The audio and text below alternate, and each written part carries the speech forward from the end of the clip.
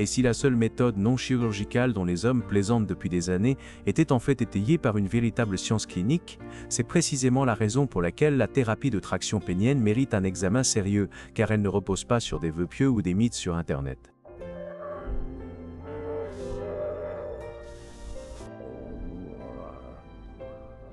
La thérapie par traction pénienne est étayée par plus de 15 études cliniques évaluées par des pairs et portant sur plus de 1000 patients. La méta-analyse réalisée en 2023 par Al-Msoud et ses collègues a confirmé un gain de longueur moyen pondéré de 1,989 cm. Qu'est-ce que la thérapie par traction pénienne? Il s'agit d'un traitement médical non chirurgical qui utilise un dispositif calibré, souvent appelé extenseur de pénis, pour appliquer une force mécanique contrôlée au fil du temps.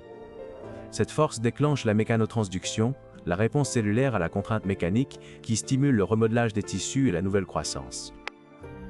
Il s'agit du même principe biologique que celui utilisé dans la chirurgie orthopédique d'allongement des membres et d'expansion des tissus. Et il ne s'agit pas d'une nouvelle tendance.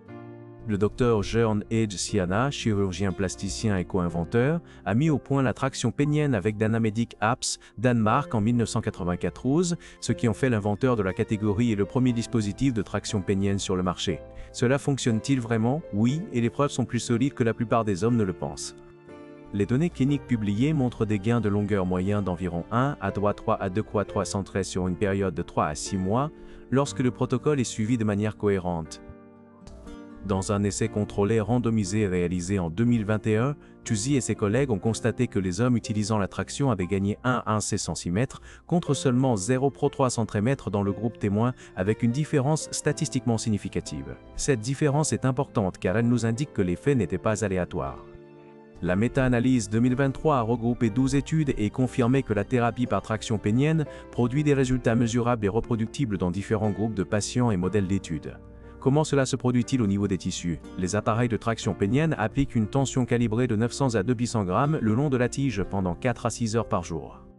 Au fil du temps, cette force soutenue favorise la réorganisation et le remodelage des fibres de collagène dans la tunique albuginée. En termes simples, le tissu s'adapte à la charge mécanique, mais le mot-clé ici est calibré. La littérature clinique est basée sur des appareils de qualité médicale, et non sur des installations improvisées, des poids suspendus ou des appareils de fabrication artisanale. La thérapie par traction pénienne n'est pas seulement étudiée pour améliorer la longueur du pénis, elle a 3 utilisations médicales majeures. Premièrement, les hommes adultes qui recherchent un allongement non chirurgical du pénis. Deuxièmement, les hommes atteints de la maladie de la péronie, pour lesquels il a été démontré que la traction contribue à réduire la courbure et à préserver la longueur, et pour lesquels les directives urologiques reconnaissent la traction comme une option de traitement conservateur. Troisièmement, les hommes confrontés à un raccourcissement post-chirurgical du pénis, notamment après une prostatectomie.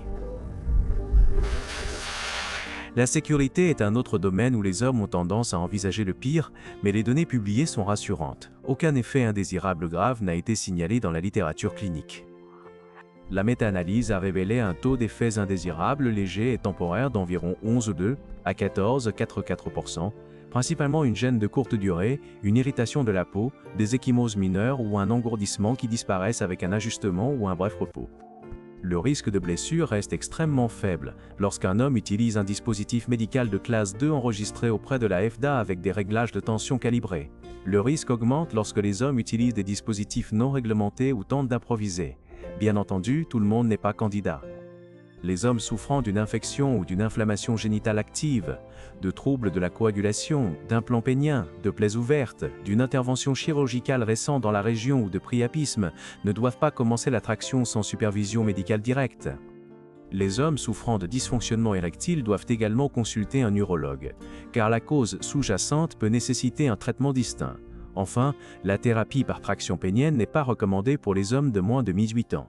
Si quelqu'un commence, l'approche intelligente est graduelle. Commencez par une tension de 900 à 1200 grammes, puis augmentez-la lentement au cours des 2 premières semaines.